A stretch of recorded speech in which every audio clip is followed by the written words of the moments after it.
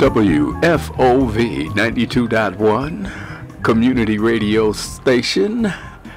You know, we are our community voice. We thank you for taking time out of your weekend to listen in, to find out what's going on in the community. We call this Pushing the Positive, and people who make a difference in our community. Special guest for today, a legend in our time. When it comes to elections, she stands shoulders above the rest. Ladies and gentlemen, please welcome our Flint City Clerk, Mrs. Inez Brown.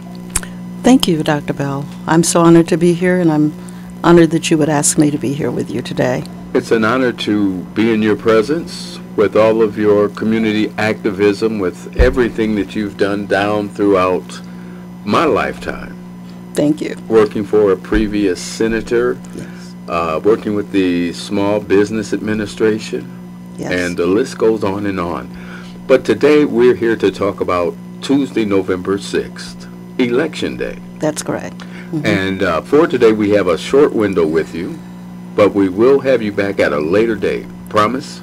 That's fine. I would be honored. Okay. Mm-hmm. What's new that the people need to know about for Tuesday, November 6th? I think that from a public relations standpoint, and I think most individuals in our community have been alerted to the fact that the straight ticket voting is now not anymore on the ballot.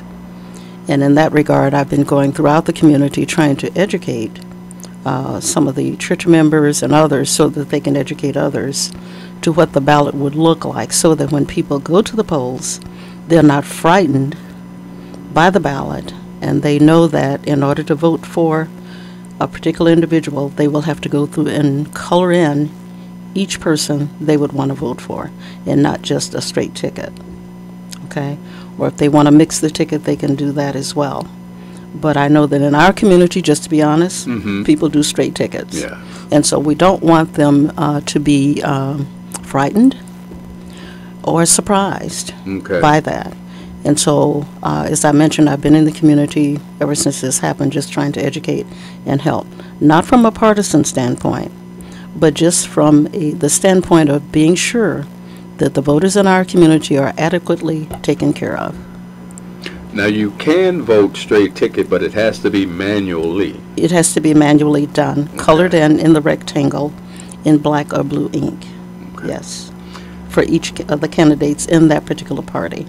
So it's a long, complicated ballot, but if you're 60 or older, if you will not be able to reach a voting precinct on Election Day, and there's a couple other tidbits, I believe, people can get absentee ballots. Yes, they can. They can call our office. We're open every day, Monday through Friday, from 8 a.m. until 5 p.m. They can call the office to request an absentee ballot. We would send the application out to them. They would have to complete the application right away and get the application back to us. There is a deadline of on or before November 3rd. However, because of the slowness of the mail system, which is not the fault of the post office, okay? I would say that if people want to come in and vote over the counter, absentee, they can do that if they know they're not going to be in town and so forth. But I would encourage them to call the office, and we'll see what we can do to get something out to them right away. So far, we've received and processed. Well, we received a couple of thousand or several thousand already. And as of yesterday, we have processed close to 2,000. As a matter of fact, my girls were in the office today, along with myself, kind of standing by to process what we can to get it out into the mail and so forth. But once the voter receives it, they should immediately complete it. The instructions are in the envelope, and if they have trouble with the instructions, they can pick up the phone, call us. We will not tell them who to vote for, but how to go about, processing the ballot and so forth, but to get it right back to us. And what is your number? Our phone number is 766-7414. Of course, it's area code 810-766-7414. Now, the other thing that we're doing for our community is that on October the 7th, which is Saturday after next, we're going to be open from 8 a.m. to 2 p.m. because there are a lot of people in our community, especially our younger people, who work out of town, but they may not be working on Saturdays. And we do not want to disallow anyone the opportunity to cast their vote. And so we're making our office available to them on that particular day as well. And what is that date again? October the 27th from 8 a.m. to 2 p.m. Okay. Now, by law, the following Saturday, which is November the 3rd, we have to be open from 8 a.m. to 2 p.m., but we're doing an additional Saturday just to try to show our support for the community. Anything else that the community needs to know about this particular election?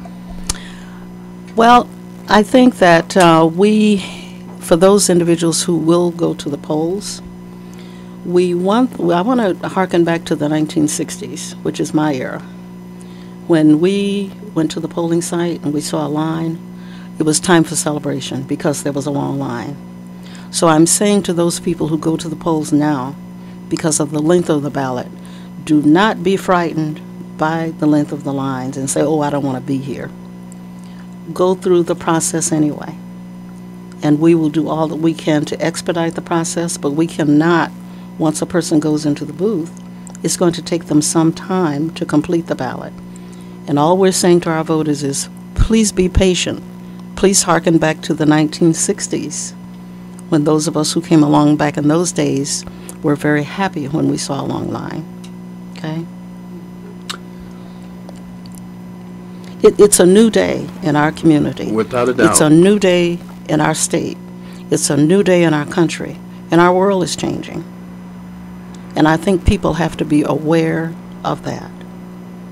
And not only that, and I'm not trying to be political because you all know me better than that. Yes. I'm looking at it from a public policy standpoint. The world is changing.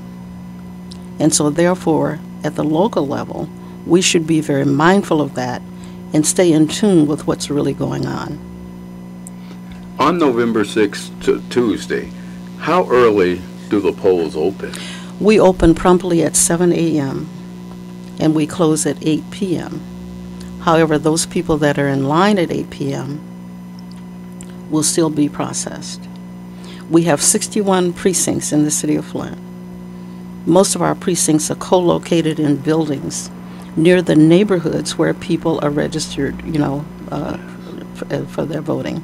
So really there's no excuse for people in our community not to go out and vote. But I should indicate this also to you. We, based upon our analysis of the primary election, we're losing population in the city of Flint. Yes. And people are moving kind of to the out county, which is okay because they're still in Genesee County. So we're down now to roughly 74,000 registered voters.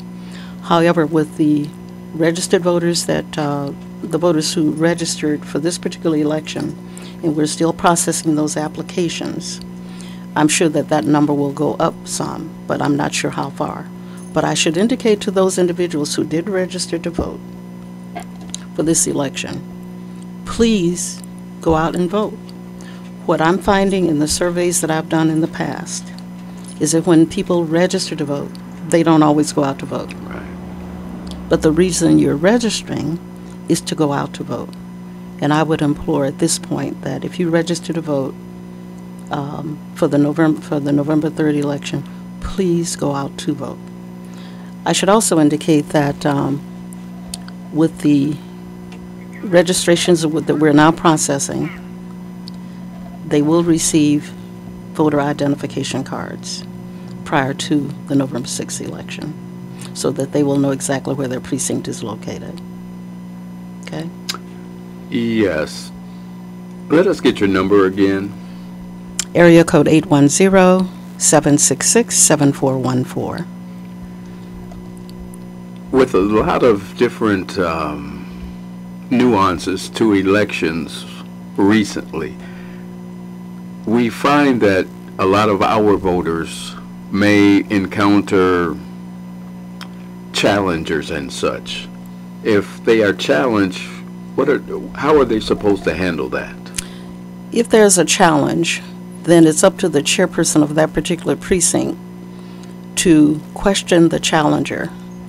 And in our election worker training, when we train we train and retrain our workers, we go into the detail with them as to what they're to do.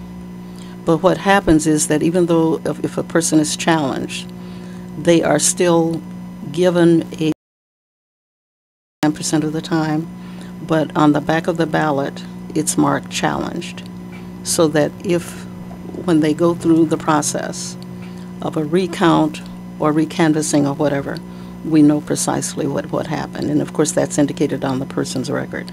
But 99% of the time, it's because it becomes political. And so we train our workers that if all else fails in terms of their interaction with the challenger, get on the phone and call Inez Brown, and she goes out to the precinct and she challenges the challenger. Okay. Because at no time, if it becomes political, should a person's right to vote be challenged for no reason at all by a challenger. But these are some of the things that we do encounter. If it's legal and all of that in terms of so forth, then I don't have to go out. But they know at the end of the day, I do go out and I challenge the challenger myself. My guest this afternoon here inside the Jazz Jacuzzi at 92.1, Flint City Clerk Inez Brown, Mrs. Inez Brown. This is always a challenge for me. Returning citizens in the community have been told by their parole officers, probation officers, that they can't vote. Okay, if they were registered to vote and they were felons or whatever, then it's probably just best that they call the office to see if they're still in the system. And we can kind of work it from there and see if they're still, on the rolls to vote and so forth. Mm-hmm. But Michigan is probably one of only few states that would allow, the felons, to vote.